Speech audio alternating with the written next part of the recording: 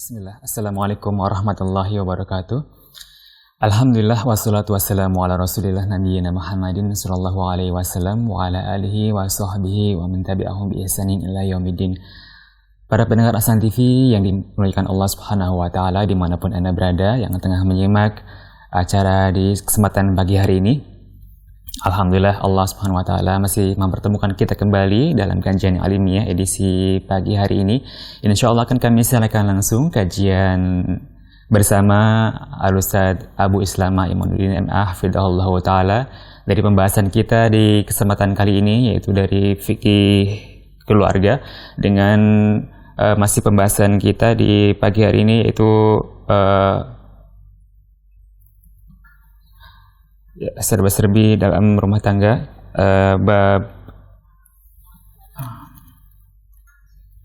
bab masa idah, mohon maaf. Dan di kesempatan tanya jawab nanti kami mengundang Anda di 0218610635 atau 0811900912, dan Anda juga bisa melayangkan pertanyaan via pesan singkat di 0811900913. Alhamdulillah kita sudah terhubung dengan Ustadz. Kita sapa terlebih dahulu. Assalamualaikum Ustadz. Waalaikumsalam warahmatullahi wabarakatuh. Bagaimana kabarnya hari ini Ustadz? Nah, alhamdulillah bi khair insyaallah. Nah, untuk selanjutnya kita persilakan kepada antum. Falyatafadhal masykuran. Bismillahirrahmanirrahim. Innal hamdalillah nahmaduhu wa nasta'inuhu wa nastaghfiruh wa na'udzu billahi min shururi anfusina wa sayyiati a'malina. May yahdihillahu fala mudilla lahu wa may yudlil fala hadiya lahu. Asyhadu an la ilaha illallah wahdahu la syarika lahu wa asyhadu anna Muhammadan abduhu wa rasuluh. Allahumma salli wa sallim wa barik ala nabiyyina Muhammadin wa ala alihi wa sahbihi ajma'in. Ya ayyuhalladzina amanu taqullaha haqqa tuqatih wa la tamutunna illa wa antum muslimun. Ya ayyuhan nasu taqu rabbakum alladzi khalaqakum min nafsin wahidah wa khalaqa minha zawjaha wa batha minhuma rijalan katsiran wa nisaa'a. Wattaqullaha alladzi tasaaluna bihi wal arham innallaha kana 'alaikum raqiba. يا أيها الذين آمنوا اتقوا الله وقولوا قولا سديدا يصلح لكم أعمالكم ويغفر لكم ذنوبكم ومن يطع الله ورسوله فقد فاز فوزا عظيما. أما بعد فإن أصدق الحديث كتاب الله وخير الهدي هدي محمد صلى الله عليه وسلم وشر الأمور محدثاتها وكل محدثة بدعة وكل بدعة ضلالة وكل ضلالة في النار. Ikhwatul iman, azani Allah, kaum muslimin dan muslimat, para pemirsa Ahsan TV yang dimuliakan Allah Subhanahu wa taala. Kembali kita panjatkan puji dan syukur kehadirat Allah Jalla wa Ala atas segala nikmat yang Allah berikan kepada kita sekalian. Di pagi hari ini kita atas izin Allah kita kembali dalam muzakarah kita di pembahasan fiqhul usrah atau fikih berumah tangga, dan kita masih pada pembahasan serba-serbi pernikahan di poin tentang masalah iddah. Semoga Allah Subhanahu wa taala berikan kemudahan kepada kita untuk sama-sama mengkaji poin-poin yang berkaitan dengan permasalahan masa iddah ini. Ya, karena masalah ini juga ada masalah yang sangat penting untuk diketahui oleh seorang muslim ataupun muslimah dalam masalah iddah. Pada pembahasan yang lalu kita membahas tentang bab talak serta bab khulu, yang kita pernah sampaikan bahwa talak adalah hak dari seorang suami dan khulu adalah hak seorang istri. Dan pembahasan itu tentunya adalah bagian daripada keadilan Islam kepada umatnya. Bagaimana Islam memperhatikan hak-hak suami dan juga memperhatikan hak seorang istri. Islam juga memberikan kepada seorang suami akan kewajiban-kewajibannya dan juga menetapkan bagi seorang istri kewajibannya. Dan ketika dalam menjalani rumah tangga itu ternyata ada perselisihan, ya, perbedaan pandangan, sikap dan lainnya sehingga mengakibatkan suami dan istri tidak lagi bisa bersatu dalam menjalani rumah tangga, maka Islam ya untuk menghindarkan kezaliman di antara mereka, maka Islam memberikan jalan. Salah satunya bagi laki-laki itu adalah dibukakan pintu talak, dan bagi seorang wanita untuk menghindarkan kezaliman suami pada dirinya yaitu dengan memberikan pintu khulu.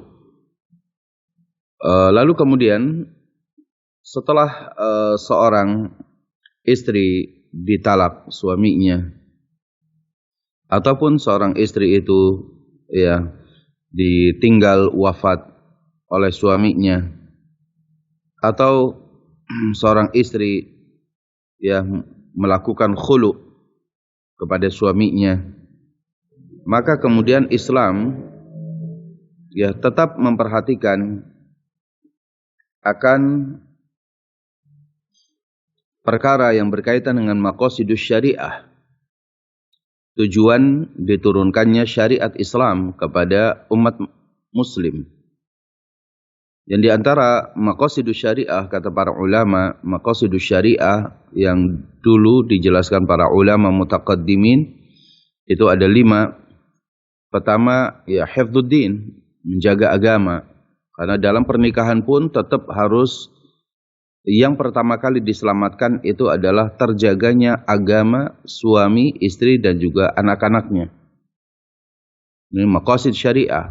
Kalau dalam rumah tangga ya agama mereka tidak lagi bisa dijaga, seorang suami tidak lagi mampu menjalankan agamanya, seorang istri tidak lagi bisa menjalankan agamanya dengan sebaik-baiknya, maka rumah tangga itu adalah rumah tangga yang hampa, rumah tangga yang tidak memiliki pondasi yang kokoh.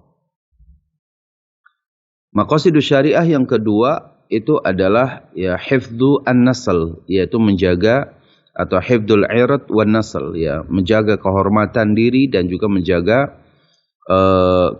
menjaga keturunan.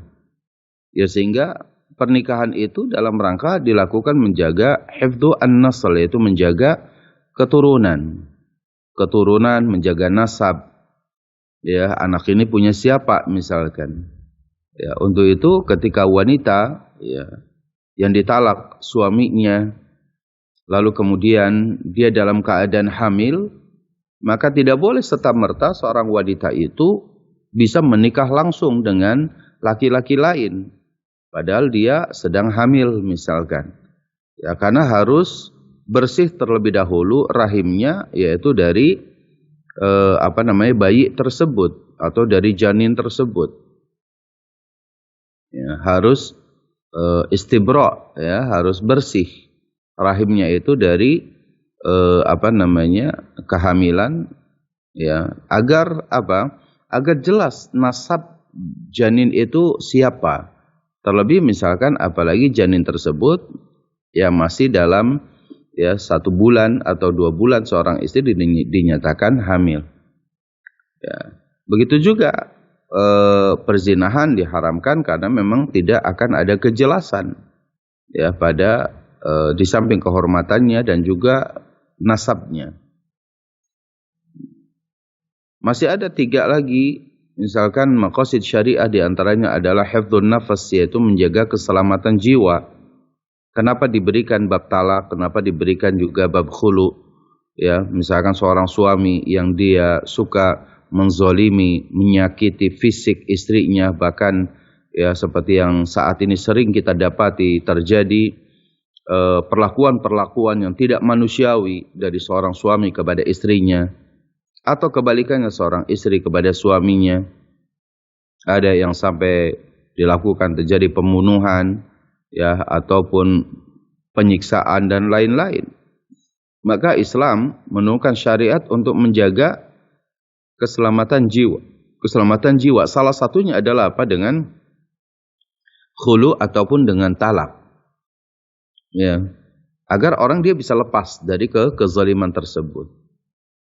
Nah, yang keempat adalah syariat itu ada untuk hifdzu al-mal, yaitu menjaga kepemilikan harta.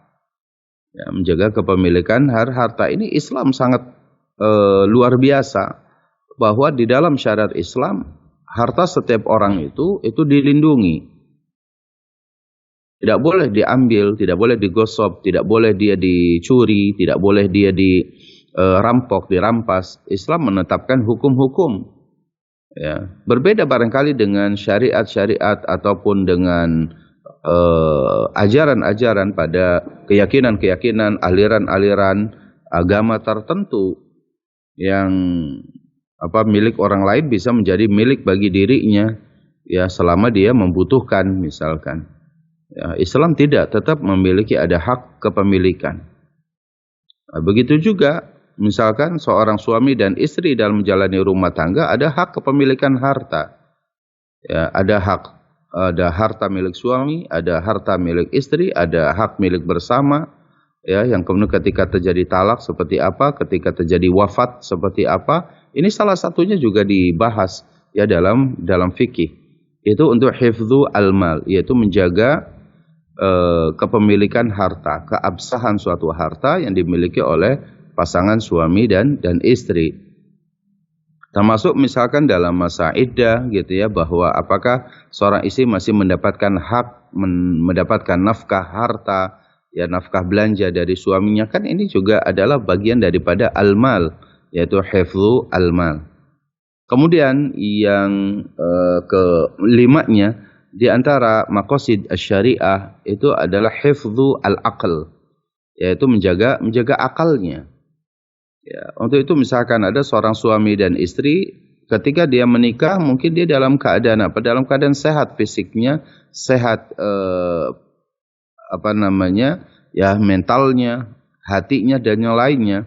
Tapi ternyata karena ad-dughut, ya, dughut itu tekanan-tekanan dalam kehidupan, ya, sehingga ada seorang suami dan istri, kemudian seorang suaminya misalkan majnun, hilang kesehatan akalnya. Bagaimana hukumnya?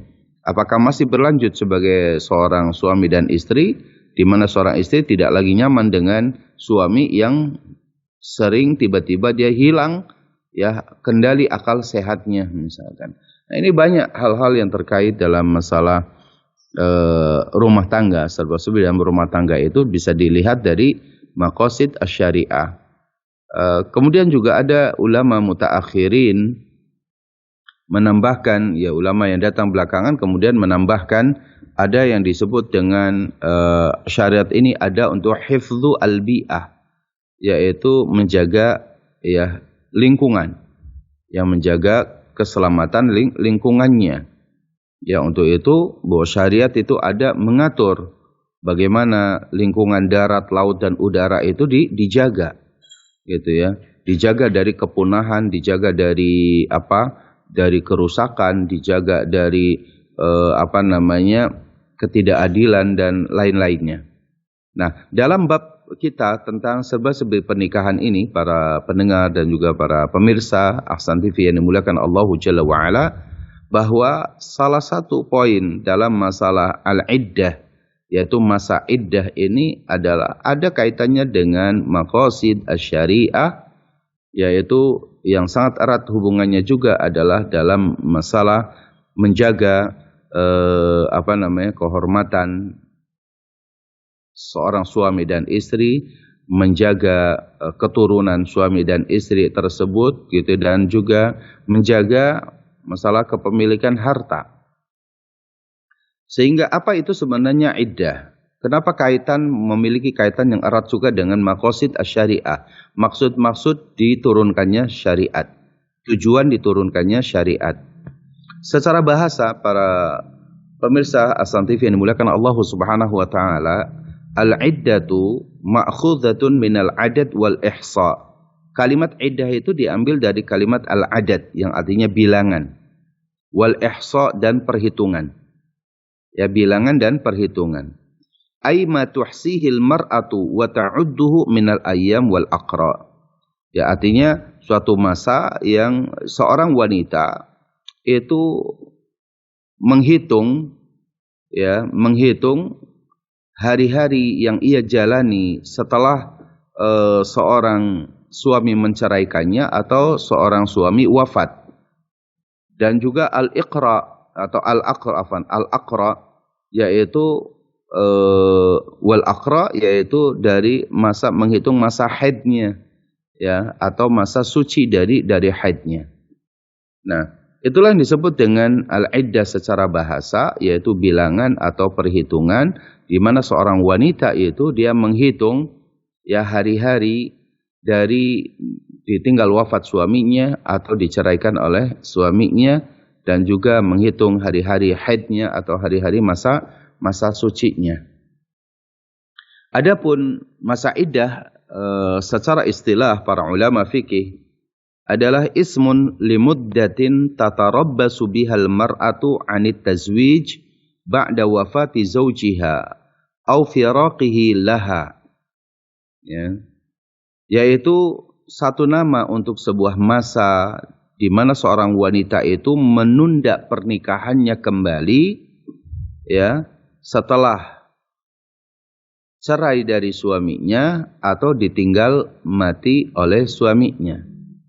Ya, suatu masa di mana seorang wanita, seorang istri, ya, menunda atau menangguhkan untuk menikah lagi, ya, untuk menikah lagi, ya, dengan laki-laki yang lain setelah diceraikan suaminya atau ditinggal wafat oleh suaminya. Jadi masa menunggu, ya, atau menangguhkan pernikahan untuk bisa nikah lagi, ada masa yang harus ia tunggu. Dan biasanya sebabnya itu ada 3 hal. Nanti akan kita jelaskan. Imma bil wiladati, entah masa nunggunya ya dengan melahirkan, au bil aqra'i, atau dengan haid atau masa suci, au al ashhur, atau dengan bilangan bulan. Nah, disinilah mesti diperhatikan oleh kita, ya, khususnya kaum muslimah, ya, harus faham dalam masalah seperti ini, dan juga para suami. Ya, para suami juga harus faham dalam masalah iddah ini, atau dengan kaum laki-laki yang terkadang ada seorang wanita baru cerai, ya, kemudian sehari 2 hari lalu kemudian didatangi oleh seorang laki-laki untuk menikahinya, gitu ya. Karena dia nggak faham tentang masa di mana seorang wanita dalam masa iddahnya. Ada berapa macam masa iddah yang mesti dipelajari oleh kita. Di sini dikatakan, yang pertama, wa man mata anha zawjuha, barang siapa seorang wanita yang ditinggal mati oleh suaminya. Berapa masa iddahnya kalau wanita yang ditinggal mati oleh suaminya wafat? Ya, berapa masa iddah bagi wanita ini untuk bisa menikah lagi? Fa'iddatuha arba'atu ashhurin wa ashrun. Maka masa iddahnya itu adalah 4 bulan 10 hari. Maka tadi masa iddahnya au al-ashhur, yaitu dengan hitungan bulan. Ya, masa iddahnya itu adalah 4 bulan 10 hari. Seorang istri yang ditinggal mati suaminya, ya, maka dia menangguhkan untuk menikah lagi, ya, sampai berlalunya 4 bulan 10 hari. Dakhala biha am lam yadkhul. Baik wanita itu setelah nikah itu sudah digauli oleh suaminya, ya, sudah melakukan hubungan suami istri, atau belum. Ya, atau belum. Ada seorang wanita, ya, dia baru baru nikah. Ya, baru nikah, lalu kemudian tiba-tiba, ya, setelah akad nikah, berarti udah resmi jadi suami istri, ya, dan belum ada bercampur, ya, belum terjadi hubungan suami istri, tapi kemudian tiba-tiba suaminya meninggal dunia, ya, maka berapa masa iddah bagi seorang wanita yang ditinggal mati oleh suaminya, baik telah bercampur atau belum bercampur? Fa'iddatuha arba'atu ashhurin wa ashrun. Yaitu masa iddahnya itu adalah 4 bulan 10 hari. Dalilnya apa? Surah Al-Baqarah ayat 234. Allah Subhanahu wa taala berfirman, "Walladzina yutawaffawna minkum." Dan ya, orang-orang yang diwafatkan oleh Allah di antara kalian, wa yadharuna azwaja, dan mereka para suami itu meninggalkan istri-istrinya. Yatarabbasna bi anfusihinna, maka hendaklah para istri itu menunggu untuk diri mereka menikah lagi arba'ata ashhurin wa asyra. Masa menunggunya itu kata Allah 4 bulan 10 hari. Ya, kata Allah, walladzina yutawaffawna minkum wa yadharuna azwaja yatarabbasna bi anfusihinna arba'ata ashhurin wa asyra. Ya, yatarabbasna bi anfusihinna arba'ata ashhurin wa asyra. Ya, dan orang-orang yang diwafatkan oleh Allah di antara kalian, lalu ia meninggalkan istri-istrinya, maka para istri itu menunggu untuk diri mereka bisa menikah lagi, yaitu selama 4 bulan 10 hari. Illa, kecuali ya, antakunal madkhulu biha hamila, kecuali istri yang dinikahi itu telah digauli dan dalam keadaan hamil. Ya, kalau wanita yang diceraikan oleh suaminya dalam keadaan hamil atau ditinggal mati oleh suaminya dalam keadaan hamil, maka poin yang kedua masuk di sini, fa'iddatuha biwad'il hamli. Maka masa iddahnya itu adalah sampai ia melahirkan. Ya, masa iddahnya sampai melahirkan. Yaitu tadi salah satu tujuannya adalah apa? Untuk membersihkan rahimnya. Ya. Jadi fa'iddatuha biwad'il hamli. Dalilnya adalah apa? Surat At-Talaq ayat 4. Allah Subhanahu wa taala berfirman, wa ulatul ahmali ajaluhunna ayyad'na hamlahunna. Wanita-wanita yang sedang hamil, ya, yang ditalak oleh suaminya atau dia ditinggal mati oleh suaminya, ajaluhunna, maka masa iddah mereka untuk menunggu dia menikah lagi, an yad'na hamlahunna, ya, ayyad'na hamlahunna. Dia harus melahirkan ya bayinya atau sampai lahirnya bayi. Bahkan ada satu riwayat ya, yaitu diriwayatkan dari Al-Miswar ibni Makhramah.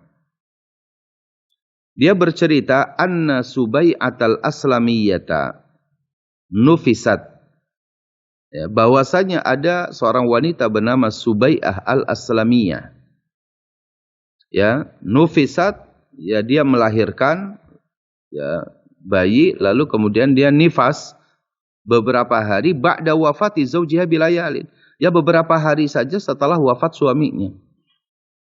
Jadi dia ya Subai'ah al-Aslamiyah ini dalam keadaan hamil tua. Dalam keadaan hamil tua, misalkan pada usia 9 bulan dari kehamilannya. Lalu kemudian tiba-tiba suaminya meninggal.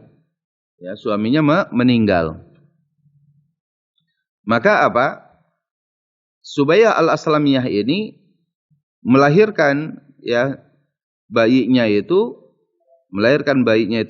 setelah suaminya beberapa hari saja meninggal. Maka kemudian ya wanita ini Subai'ah al-Aslamiyah ini menghadapi masa nifas. Dan kita tahu dalam bab fikih masa nifas seorang wanita ya itu juga beragam.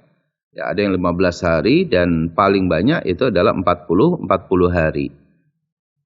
Ya. Nah, setelah masa nifas ini selesai, Subai'ah al-Aslamiyah ini datang kepada Nabi, faja'at an-nabiyyah. Datang kepada Nabi kita yang mulia sallallahu alaihi wa alihi wasallam, fasta'dzanathu an tankiha. Dia minta izin kepada Rasul untuk menikah lagi. Jadi masa nifasnya selesai, setelah itu minta izin kepada Rasul untuk menikah lagi.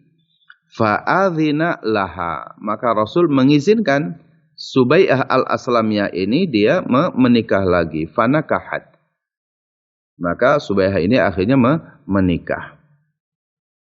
Memberikan pelajaran kepada kita hadis yang diriwayatkan oleh Imam Bukhari dan juga Imam Muslim ini dari Miswar ibn Makhramah, bahwa seorang wanita yang ditinggal mati suaminya dalam keadaan hamil, maka masa iddahnya itu adalah sampai melahirkan.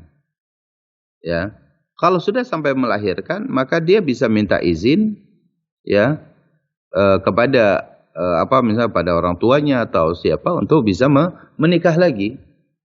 Ya, karena dalilnya bahwa wa ulatil ahmali ajaluhunna ayyadhna hamlahunna. Wanita-wanita yang dia hamil, maka masa iddahnya itu sudah sampai dia melahirkan. Ya, sampai melahirkan. Meskipun di sini tergabung pada dua keadaan. Pertama, suaminya meninggal. Yang kedua, dia dalam keadaan hamil. Kalau misalkan kemudian ya suaminya meninggal pada saat dia hamil baru 1 bulan. Baru satu bulan. Ya berarti apa? Mestinya dia kan 4 bulan 10 hari. Karena suaminya meninggal. Tapi karena dia dalam keadaan hamil, ya dalam keadaan hamil, maka apa? Dia sampai melahirkan. Meskipun 4 bulan 10 hari itu sudah lewat, ya, tapi karena masih dalam keadaan hamil, maka sampai apa? Ya, maka sampai dia melahirkan. Berarti masih ada 8 bulan lagi ke depannya. Ya, masih ada 8 bulan lagi sampai melahirkan. Begitu juga di sini. Subai'ah al-Aslamiyah ini ditinggal mati suaminya. Lalu kemudian apa? Ternyata baru beberapa hari suaminya meninggal, dia melahirkan. Dia melahirkan, maka ya sampai melahirkan itu. Tidak menunggu masa 4 bulan dari 10 harinya. Ya, ini berdasarkan hadis dari Al-Miswar bin Makhramah, ya, radhiyallahu anhu. Baik. Kemudian yang ketiga, wal mutallaqatu, dan wanita yang ditalak oleh suaminya qabla dukhuli, sebelum dicampur, ya, sebelum digauli, sebelum terjadi adanya hubungan suami istri, lalu dia ditolak. La iddata 'alaiha, maka tidak ada masa iddah baginya. Ya, jadi kalau dia ditalak oleh suaminya, ya, sebelum digauli, maka apa? La iddata 'alaiha. Tidak ada masa iddah bagi wanita tersebut, bagi seorang istri ini. Dalilnya adalah surat Al-Ahzab ayat 49. Ya ayyuhalladzina amanu, wahai orang-orang yang beriman, idza nakahtumul mu'minat, apabila kalian menikahi wanita-wanita mukminah, summa talaqtumuhunna, kemudian kalian menceraikan mereka, min qabli an tamassuhunna, sebelum kalian menggauli mereka, fama lakum alaihinna min iddatin, maka tidak ada atas mereka itu masa iddah ta'taddunaha yang kalian hitung. Yang kalian diminta untuk menyempurnakan bilangannya, itu tidak ada masa iddah bagi wanita yang dia ditalak oleh suaminya dan belum sempat digauli oleh suaminya tersebut, maka apa? Tidak ada masa iddah baginya. Berdasarkan firman Allah dalam surah Al-Ahzab ayat 49, ya ayyuhalladzina amanu idza nakahtumul mu'minati summa talaqtumuhunna min qabli an tamassuhunna fama lakum 'alaihinna min iddatin ta'tadunaha. Kemudian yang keempat, wal mutallaqatu ba'da ad-dukhuli, dan wanita yang ditalak setelah dicampuri, setelah digauli oleh suaminya, in kanat hamilan, jika wanita itu dalam keadaan hamil, jika istri itu dalam keadaan hamil, fa iddatuha biwad'il hamli, ini pada poin yang tadi lagi. Ya, kembali lagi pada poin yang pertama, biwat ilhamli, maka masa iddahnya dengan melahirkan bayinya. Surat At-Talaq ayat 4. Wa ulatil ahmali ajaluhunna an yadu'na hamlahunna. Wanita-wanita atau istri-istri yang di dalam keadaan hamil, masa iddah mereka sampai melahirkan. Pernah satu riwayat dari Az-Zubair ibn al-Awwam, ya radhiyallahu anhu, ya, dia punya istri bernama Ummu Kulsum. Dikatakan annahu kanat indahu Ummu Kulsum bintu Uqbah. Dia punya istri Az-Zubair ibn al-Awwam ini bernama Ummi Kulsum binti Uqbah. Faqalat lahu, Ummu Kulsum lalu kemudian mengatakan, ya, kepada suaminya itu Az-Zubair ibn al-Awwam. Wa hiya hamil, pada saat itu, ya, Ummi Kulsum dalam keadaan hamil. Mungkin terjadi permasalahan di antara mereka sampai kemudian dia mengatakan kepada suaminya, tayyib nafsi bitatliqatin. Tayyib nafsi bitatliqatin. Tenangkanlah jiwaku dengan kamu menjatuhkan talak satu kepadaku. Tayyib nafsi bitatliqatin. Fatallaqaha tatliqatan. Lalu kemudian Az-Zubair ibn al-Awwam akhirnya menjatuhkan talak satu baginya. Yaitu bagi istrinya, yaitu Ummi Kulsum. Ya. Summa kharaja ila salat. Pada saat setelah mentalak, Zubair ibn al-Awwam dia pergi keluar dari rumahnya menuju ke masjid untuk salat. Faraja'a, dia selesai dari salat, dia kembali ke rumahnya.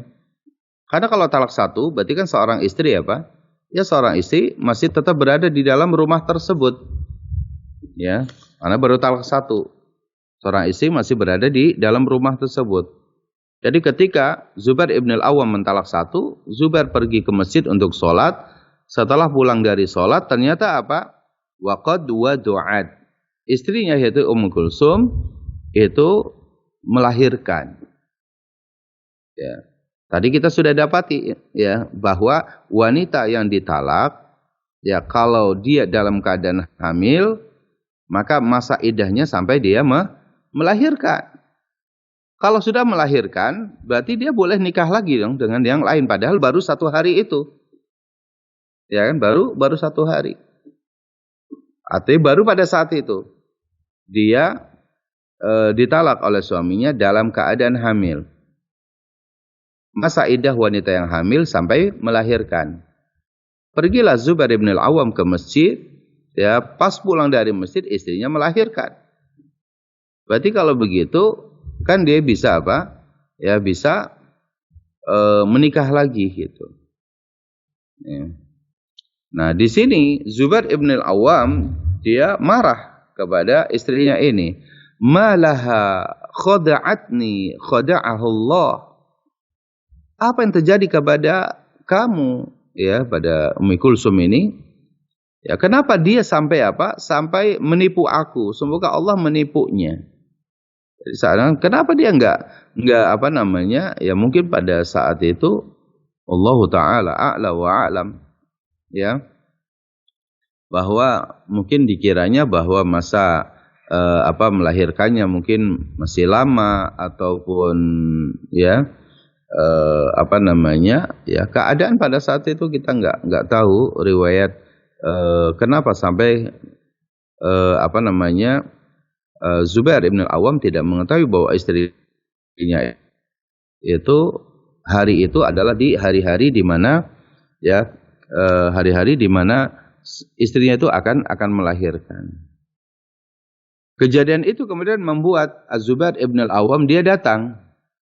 Ya, dia datang kepada Nabi. Summa atan Nabi sallallahu alaihi wasallam. Kemudian dia mendatangi Nabi yang mulia sallallahu alaihi wasallam. Faqala sabaqal kitabu ajalahu. Artinya telah berlalu, telah mendahului, ya, ketetapan Allah baginya. Ya, di mana bahwa seorang wanita yang dia dicerai oleh suaminya dalam keadaan hamil itu sampai melahirkan, itu kan ketetapan Allah. Maka kata Rasul, sabaqal kitabu ajalahu. Ya, artinya telah mendahului ketetapan Allah terhadap masa iddahnya dia. Tapi karena talak satu berarti kan seorang suami wa bu'ulatuhunna ahaqqu biraddihinna. Seorang suami punya hak untuk kembali kepada mantan istrinya yang baru tadi ditalak satu lalu kemudian selesai masa iddahnya. Meskipun baru 1 jam 2 jam setelah itu. Apa kata Nabi? Ukhtubha. Ya, kamu lamar lagi dia. Ukhtubha ila nafsiha. Lamar lagi dia ya untuk menjadikan dia tetap menjadi istrimu.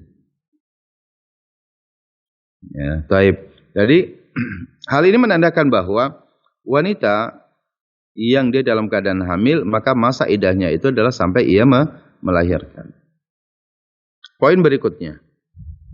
Wa in kanat min zawatil haidhi fa iddatuha 3 hiyadin. Apabila wanita yang ditalak itu adalah wanita yang dia masih aktif dalam haid. Wanita-wanita yang masih aktif dalam keluarnya darah haid pada mereka. Min zawatil haid. Maka fa iddatuha 3 hiyadin. Masa iddahnya itu adalah 3 kali haid. 3 hiyadin. Ya. Misalkan seorang wanita yang diceraikan oleh suaminya dan dia masih aktif haidnya, maka masa iddahnya itu adalah 3 kali haid. Dalam riwayat makna al-qur'u atau 3 kali masa suci dari penafsiran para ulama. Dalilnya surah Al-Baqarah ayat 228. Wal mutallaqatu yatarabbasna bi anfusihinna 3 quru. Dan wanita-wanita yang ditalak oleh suaminya hendaklah mereka menunggu untuk diri mereka, yaitu menunggu untuk mereka bisa menikah lagi 3 quru, yaitu sampai 3 kali masa haid. Ya, 3 kali masa haid. Ya. Ada yang berpendapat quru itu adalah al-qur'u itu adalah masa suci. Ya. Yang berpendapat bahwa hal ini 3 kali masa haid, 3 kali haid. Ya, bukan masa haid tapi 3 kali haid. Itu berdasarkan hadis Aisyah radhiyallahu anha. Hadis Aisyah radhiyallahu anha. Beliau mengatakan anna Ummu Habibah kanat tustahadu. Bahwasanya Ummu Habibah adalah wanita yang sering keluar darah istihadah. Fasa'alat an-nabiyya. Ya, maka dia bertanya kepada Nabi yang mulia sallallahu alaihi wasallam, fa amaraha an tad'as salata. Nabi memerintahkan Ummu Habibah agar ia meninggalkan salat mereka ayyama aqra'iha. Ada kalimat ayyama aqra'iha, di hari-hari aqra'nya. Aqra' di sini adalah al-qur'u tadi. 3 quru. Ya, maka makna al-qur'u itu al-haidah. Al-qur'u itu adalah haid, yaitu berdasarkan hadis Aisyah karena Rasul mengatakan fa amaraha an tad'as salata ayyama aqra'iha. Ya, Rasul memerintahkan Ummu Habibah untuk meninggalkan salat di masa-masa aqra'nya. Kalimat aqra'nya berarti di sini adalah di masa-masa haidnya. Kemudian poin berikutnya, fa in kanat saghiratan la tahidu. Apabila seorang istri itu dia masih kecil yang belum haid. Au kabiratan qad ya'isat minal haid, atau wanita itu, istri itu tua yang sudah berhenti dari haidnya, yaitu menopause.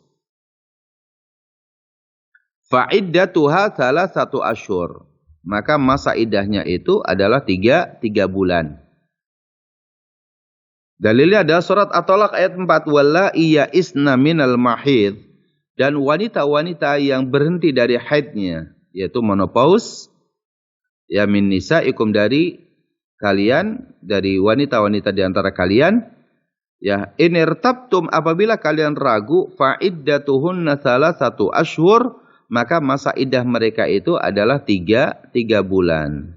Wallai lam yahidna, dan begitu juga wanita-wanita yang belum haid.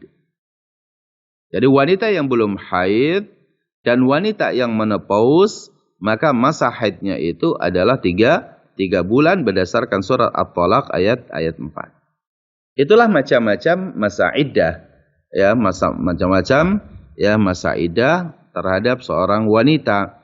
Yang pertama, wanita yang ditinggal mati oleh suaminya, baik yang sudah digauli atau belum, maka masa iddahnya adalah 4 bulan 10 hari. Yang kedua adalah wanita yang diceraikan tapi belum digauli, ya, belum digauli, maka tidak ada masa iddahnya. Dan yang ketiga, ya, wanita yang ditalak oleh seorang istri yang ditalak oleh suaminya setelah digauli dan dia dalam keadaan hamil, maka masa iddahnya sampai melahirkan.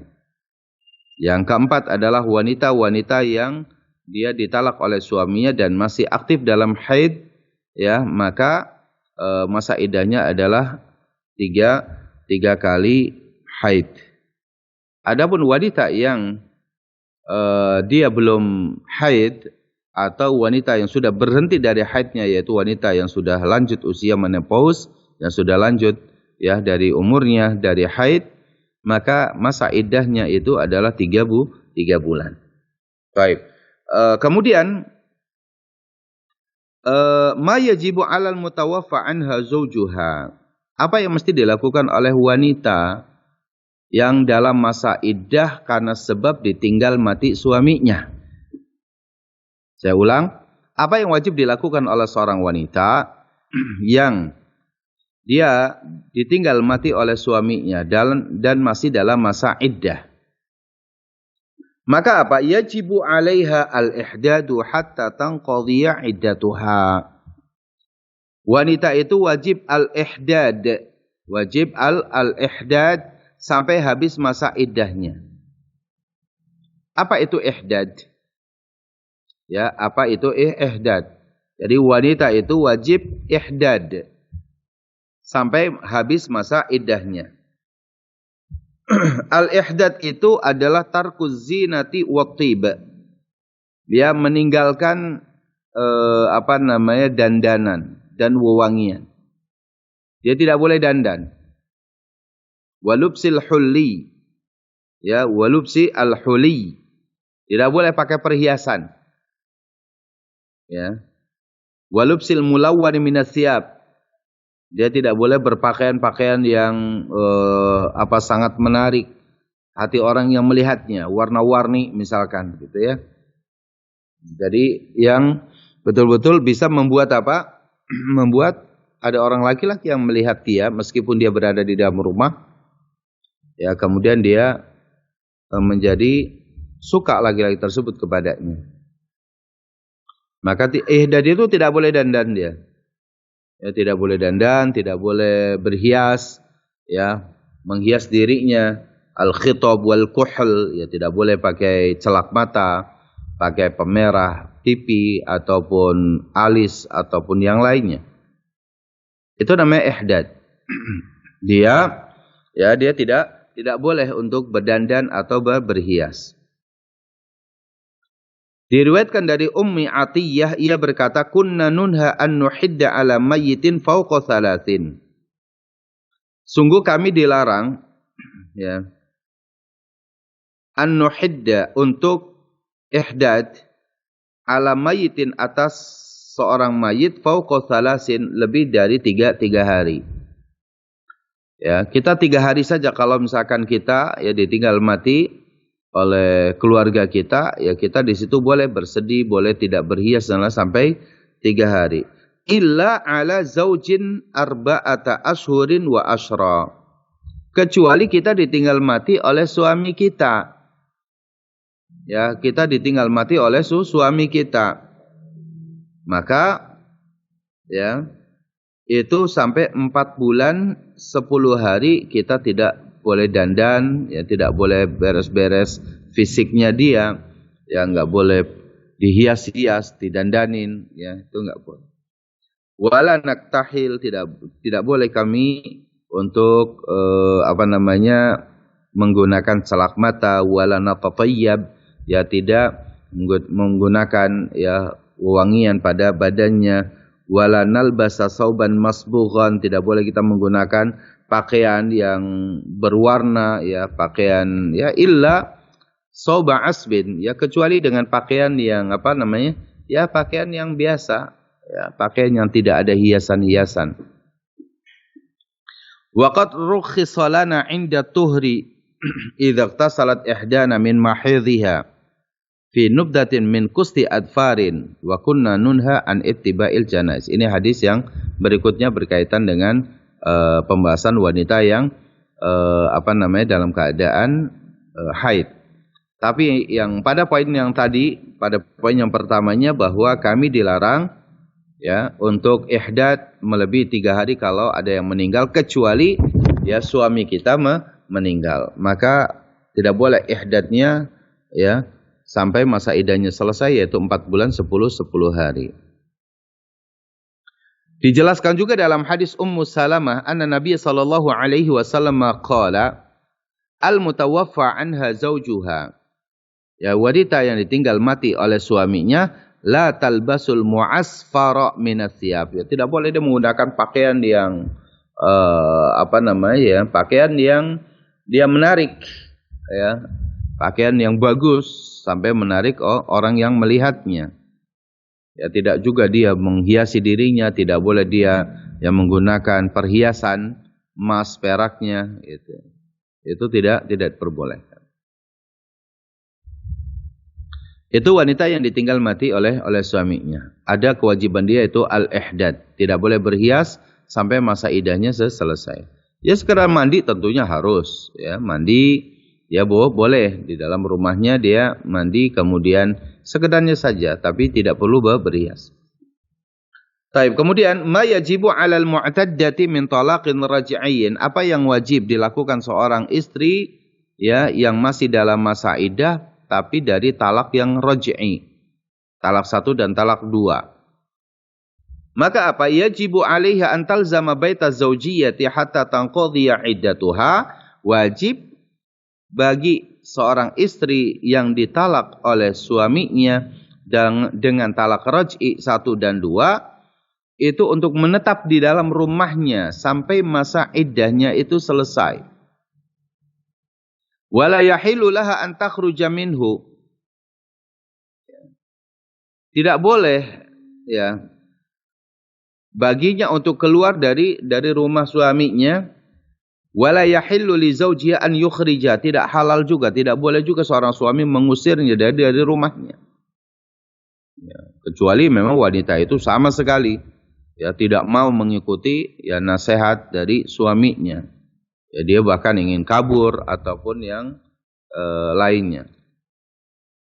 Hal ini berdasarkan apa? Ya berdasarkan surat At-Talaq ayat 1, ya ayyuhan nabi idza talaqtumun nisaa fatalliquhunna liiddatihinna wa ahsul iddah.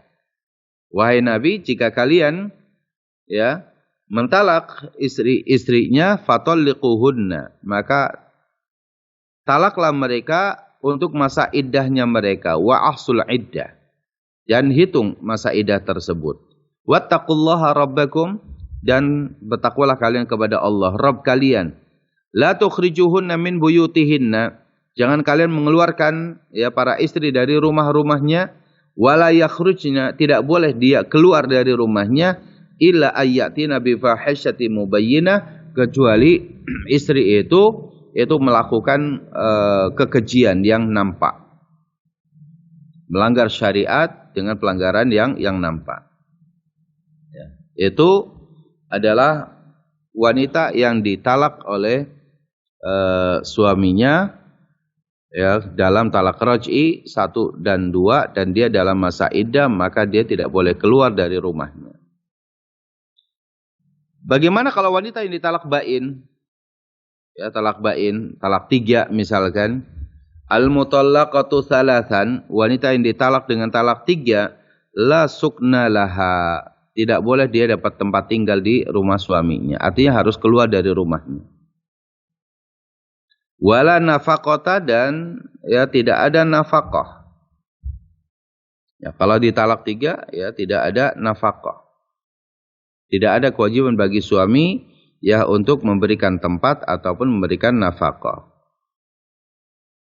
Berdasarkan hadis Fatimah binti Qais an Nabi sallallahu alaihi wasallam fil mutallaqati thalathan. Berdasarkan hadis dari Fatimah binti Qais dari Nabi terhadap seorang wanita yang ditalak 3, qala Rasulullah mengatakan, laisa laha sukna wala nafaqah. Tidak ada tempat tinggal baginya dan juga tidak ada nafaqah. Itu wanita yang ditalak 3. Lalu di mana tempat tinggalnya wanita yang ditalak 3 tadi? Wa yalzamuha an ta'tadda fi baiti ahliha. Maka dia harus menetap di rumah keluarganya.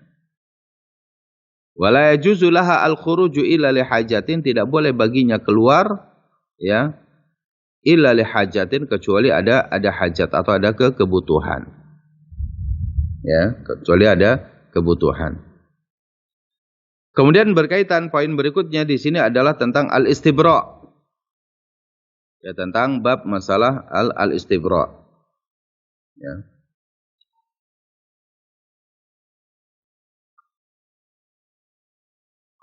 Baik.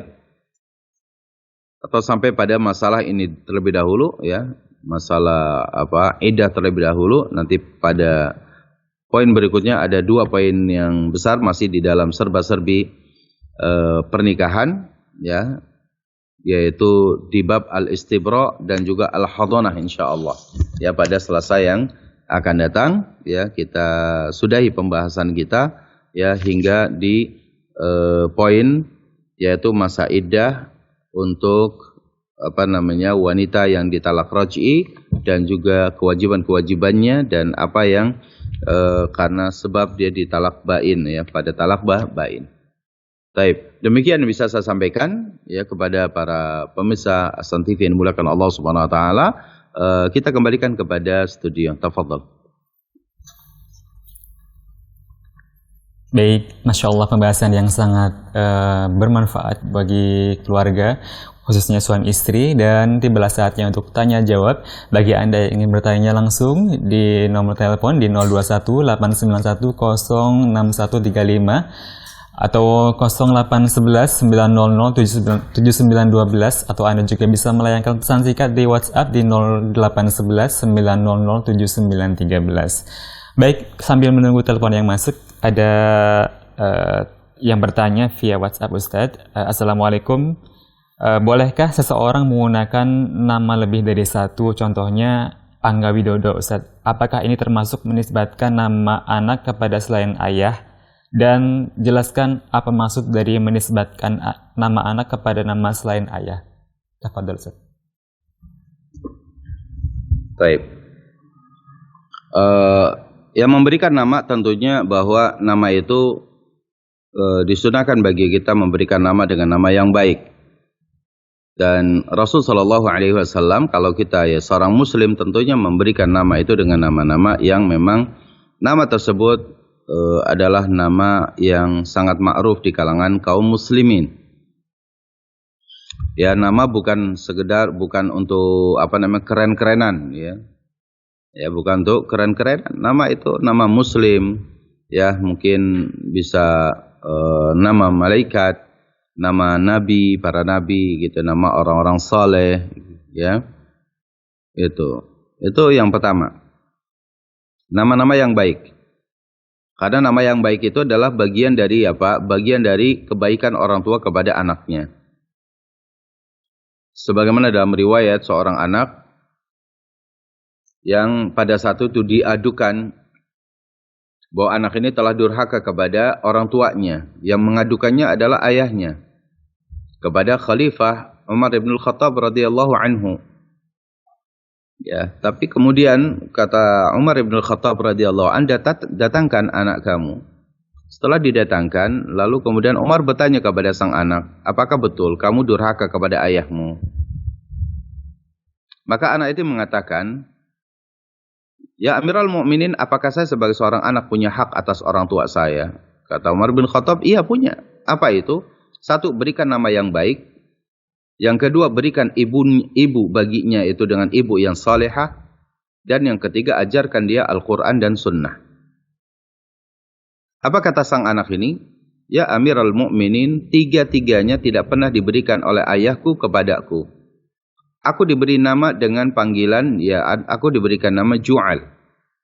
Nama yang buruk, yang kalau nama itu dipanggilkan untukku, maka banyak orang yang mencibir aku. Ibuku juga adalah orang Majusi, orang wanita Majusi yang tidak menyembah Allah.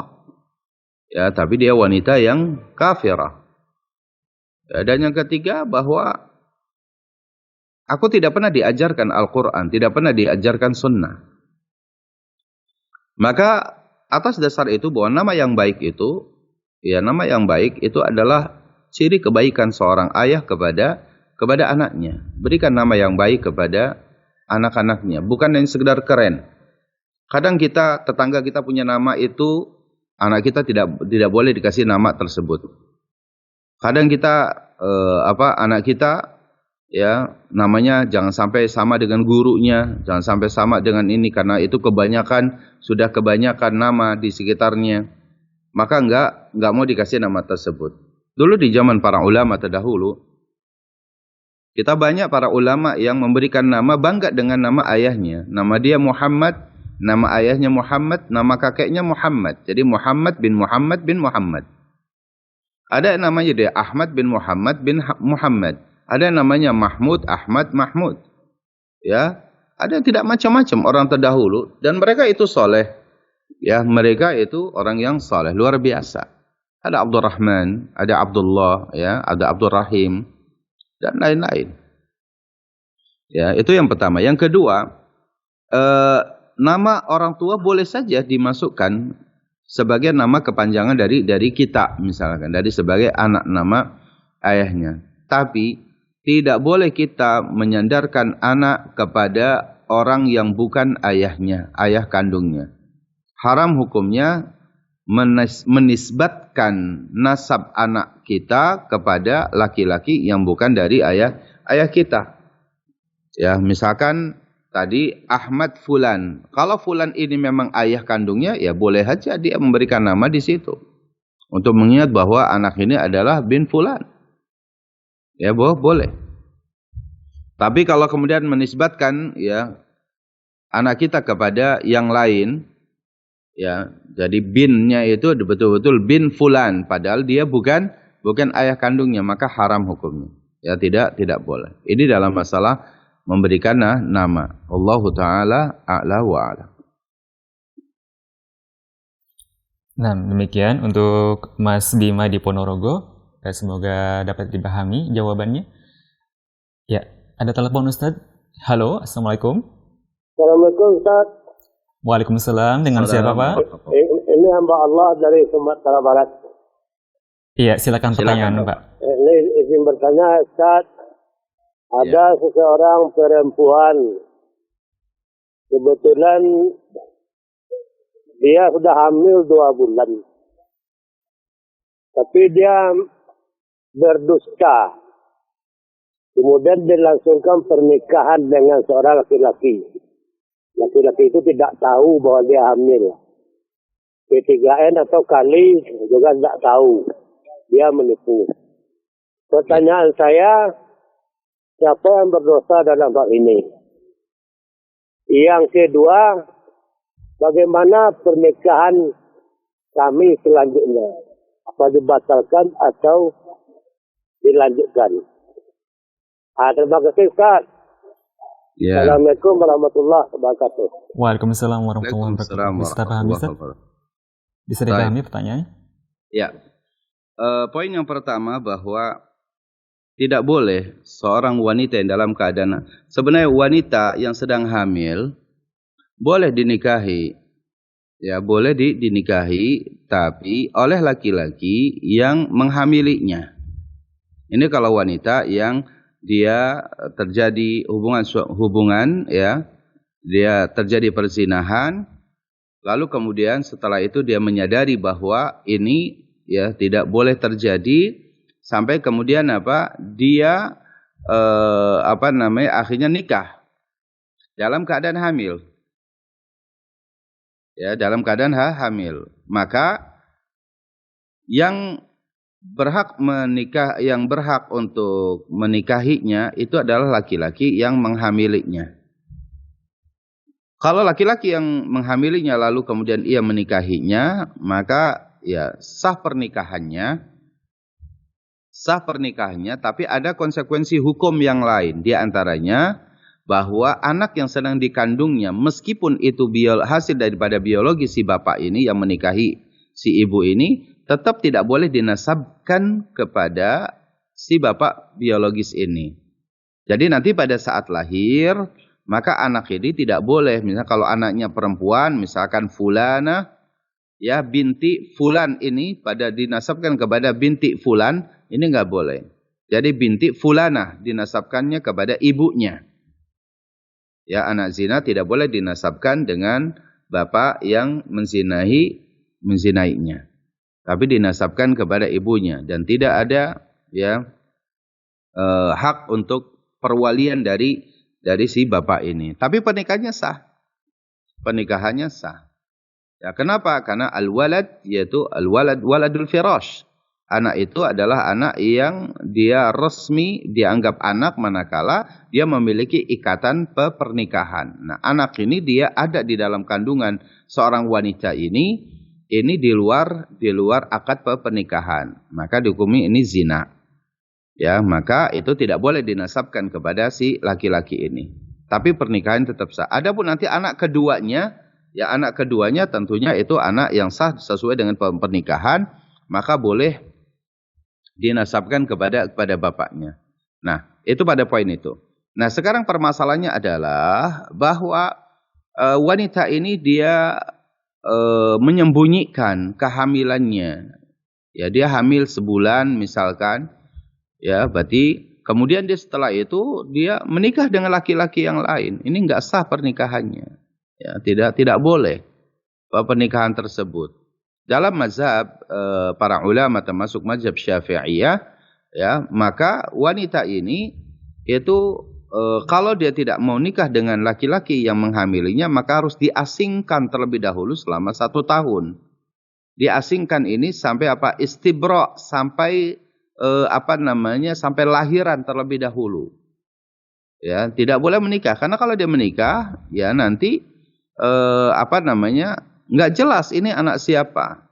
Nah, tadi sebagaimana yang kita sampaikan di awal bahwa Islam ada dengan membawa syariat untuk menjaga keselamatan, ya, kejelasan dari nasab ke keturunan. Maka ketika ada seorang wanita hamil, dia tidak boleh menyembunyikan apa yang ada di dalam perutnya. Ya. Jadi tidak boleh ya yaktumuna ma fil arham. Ya, tidak boleh menyembunyikan apa yang ada pada rahimnya. Kalau dia berbohong, maka itu sebenarnya tidak sah ketika Ketika diketahui pernikahannya bahwa dia dalam keadaan hamil, yang menikahinya adalah bukan laki-laki yang menghamilinya. Maka batal pernikahan tersebut dan hendaknya dia istibra, ya, membersihkan rahimnya dari janin ini sampai dia melahirkan terlebih dahulu. Ya. Jadi batal dipisahkan terlebih dahulu sampai melahirkan. Ya, kalau kemudian nanti dia sudah terpisahkan, bagaimana pernikahannya? Ya nanti akad lagi. Kalau sudah terjadi seperti itu atas ketidaktahuan si laki-laki ini, maka ya batal pernikahan itu. Biarkan wanita ini sampai melahirkan terlebih dahulu, baru kemudian ya kan bisa diperiksa sekarang ini. Misalkan dia baru nikah ya di bulan November ini misalkan. Tapi ternyata wanita ini dia sudah 2 bulan dari kehamilannya, ya, padahal baru nikah satu bulan, ya. Nah, ini janin siapa kan begitu, maka ya itu batal seperti itu. Biarkan dia sampai melahirkan terlebih dahulu, ya, kemudian baru setelah itu nanti mengulangi kembali dengan akad pernikahan. Selama dia dipisahkan, ya tidak sah, dia bukan suami istri. Ya, demikian Bapak ya. Baik. Baik, demikian Bapak untuk hamba Allah. Selanjutnya ada pertanyaan dari WhatsApp Ustadz. Ya, ada telepon lagi. Halo. Halo. Assalamualaikum. Waalaikumsalam. Iya, mohon dibesarkan volumenya, Pak. Sudah. Iya, dari siapa, di mana, Pak? Dari hamba Allah di Lampung. Dengan siapa? Dengan hamba Allah di Lampung. Hamba Allah di Lampung ya. Ya, silakan pertanyaannya. Ya, Assalamualaikum Ustaz. Waalaikumsalam. Waalaikumsalam warahmatullahi. Silakan Bapak. Iya, gini Ustaz. Ada seorang suami ingin menceraikan istrinya. Qadarullah istrinya sedang haid. Apa yang harus dilakukan suami Ustaz? Nunggu haidnya atau gimana? Terus yang kedua, jika seorang istri qadarullah haidnya tidak lancar, apa yang harus dijadikan patokan untuk menyelesaikan masa iddahnya Ustaz? Nah, cukup. Baik. Ya, Ustaz. Assalamualaikum warahmatullahi wabarakatuh. Waalaikumsalam warahmatullahi wabarakatuh. Waalaikumsalam warahmatullahi. Yang pertama bahwa menceraikan istri dalam keadaan haid itu disebut dengan talak bid'ah. Artinya ya berarti kita melakukan kebid'ahan. Ya, dan itu tolong dihindari oleh kita. Jadi talak bid'ah itu adalah mentalak istrinya dalam keadaan haid atau mentalak istrinya dalam keadaan suci tapi baru digauli lalu kemudian diceraikan. Ya. Nah, ini adalah talak bid'ah. Itu karena perbuatan ini ada perbuatan bid'ah, maka itu tidak boleh dilakukan oleh kita. Ya, artinya kita berdosa di situ. Maka sedapatnya dia menunggu terlebih dahulu sampai istri ini suci dari haidnya. Dan setelah dia suci dari haidnya tidak digauli, ya baru diceraikan pada saat itu. Itu yang harus dilakukan oleh seorang suami. Yang kedua, apa yang menjadi patokan kalau haid seorang istri itu tidak lancar gitu ya. Pertama bahwa para ulama menegaskan bahwa haid itu haid itu dikatakan itu yurja'u ila al-'adah. Ya, haid itu dikembalikan kepada kebiasaannya. Ya, karena memang dalam syariat dikatakan juga wala hadda fi syar'i li aqallihi wa aksarihi wa inna ma yurja'u fihi ila al-'adah. Tidak ada batasan dalam masalah haid itu sedikitnya atau banyaknya, tapi dikembalikan kepada kebiasaannya. Jadi yang jadi patokan kita itu adalah kebiasaan. Tanyakan kepada istri, biasanya darah haid itu pertama berapa hari? Ya, berapa hari? Kalau kebiasaan dia misalkan 1 pekan, maka biasanya lagi tanggal berapa sampai tanggal berapa. Ada maju mundur 1 atau 2 harinya. Kadang maju, kadang juga mundur, misalkan dari waktu haid yang biasanya dia lakukan. Ya, kalau kemudian patokannya adalah sudah jelas, misalkan dia biasanya tanggal 1 sampai tanggal 7. Tapi kadang-kadang maju, ya tanggal 3 sampai tanggal 8 atau 9. Tapi kemudian tiba-tiba tanggal 15 itu haid. Nah, maka bisa saja itu bisa istihadhah. Karena darah itu keluar fi ghairi awqatiha. Darah itu keluar di luar waktu-waktu haidnya. Nah, pada saat dia berhenti dari kebiasaan tersebut, keluar darahnya itu berhenti, tidak keluar darah, pada di hari-hari yang haid itu, maka di situ sudah mulai dihitung suci. Nah, dari situlah kemudian kita memulai untuk menghitungnya. Ya, jadi dalam keadaan suci, lalu kemudian ceraikan, baru nanti kemudian dihitung salah satu quru. Haid lagi, itu pertama suci, kemudian haid lagi yang kedua, kemudian suci, kemudian haid lagi yang ketiga, ya, kemudian suci, baru dia menikah lagi. Itu perhitungan 3 kali masa haid. Jadi dia haid pada saat dia belum cerai, lalu pada saat dia suci, lalu kemudian dia diceraikan. Lalu datang haid yang pertama, suci, haid yang kedua, suci, haid yang ketiga. Setelah keluar dari haid yang ketiga, maka berarti dia sudah 3 kali masa haid, dan boleh baginya itu untuk menikah lagi. Nah, jadi yang dihitung itu adalah tadi patokannya adalah kebiasaan dia haidnya itu kapan. Nah, itulah yang dihitung ya. Allah taala a'la wa a'lam. Nah, demikian untuk hamba Allah yang berada di Lampung. Dan selanjutnya kami angkat kembali dari penelpon selanjutnya. Halo. Oh, ya Pak. Halo. Ya, Assalamualaikum. Waalaikumsalam. Dari mana Pak? Dari Pak Hadi Pak di Jakarta. Pak Hadi di Jakarta ya? Ya. Ya, baik Pak. Silakan pertanyaannya. Saya mau tanya Pak, ini kalau seandainya orang itu yang wanita itu mau menikah, tapi dia dari hasil zina, siapa yang bertindak sebagai walinya Pak? Iya. Terus yang kedua, Maaf, satu saja Pak pertanyaannya. ya ini penting Pak. Ini penting. Oh, nah, silakan ya.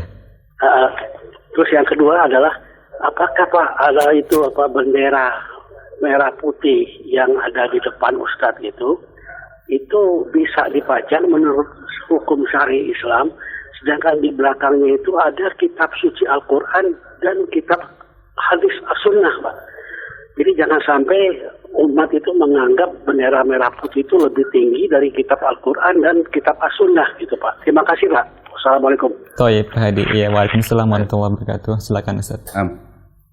Yang pertama Bapak yang dimuliakan Allah Jalla wa Ala, bahwa yang pertama anak ya dari hasil zina ini, anak perempuan dari hasil zina ya, itu walinya nanti pada saat nikah itu adalah wali hakim. Ya, wali hakim itu dari pemerintah. Dalam hal ini maka keluarga si wanita ini mewakilkan langsung, ya, bukan mewakilkan, artinya menyerahkan perwalian ini kepada wali hakimnya, ya. Jadi tidak pada ayah biologisnya. Jadi diberikan kepada wali hakimnya, ya, itu pada saat dia akad nikah. Jadi ayah biologis ini ya dari anak zina ini, maka itu tidak menjadi walinya. Yang jadi wali adalah wali hakim, diserahkan kepada wali hakim. Ya, keluarganya menyerahkan kepada wali hakim untuk menikahkan anak perempuan ini. Ya, karena berdasarkan hadis bahwa wanita yang tidak memiliki wali maka hakimlah menjadi walinya. Ya, itu poin yang pertama.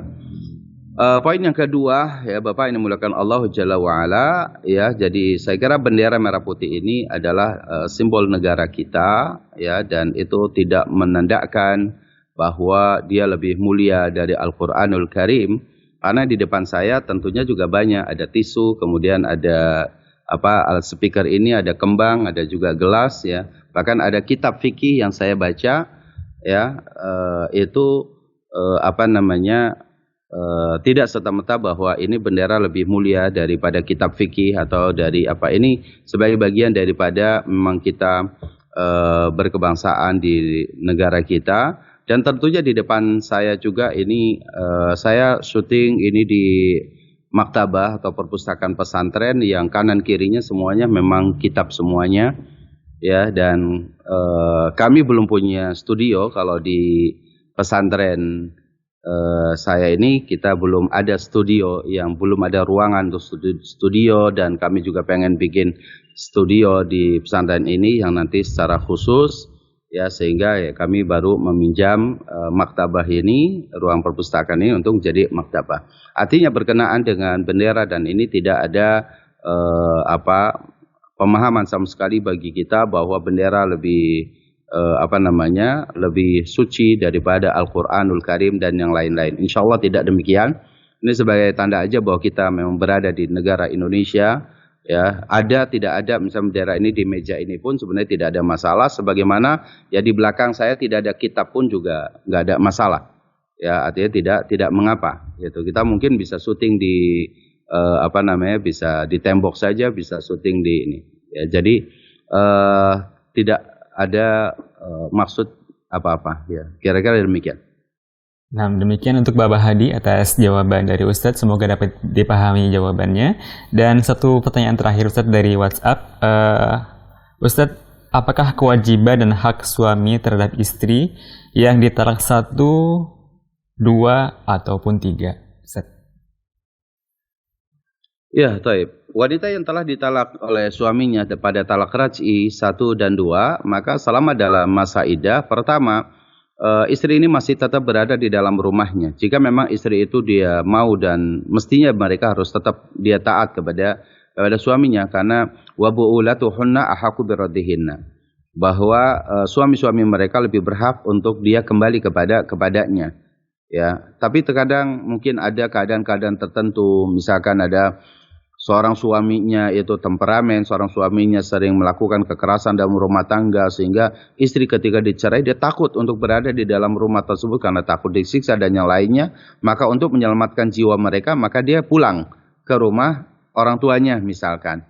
Nah, selama masa iddah itu, ya seorang suami berkewajiban tetap memberikan nafkah semampu yang bisa dia lakukan, ya kepada istrinya untuk makannya, gitu ya. Kalau dia belum punya penghasilan, karena dia kan tidak ada penghasilannya misalkan, ataupun dia punya penghasilan tapi tetap bahwa seorang suami punya kewajiban menafkahi dia selama masa iddah. Berarti selama 3 kali masa haid, maka suami tetap berkewajiban memberikan nafkah kepada wanita ini, kepada istri ini.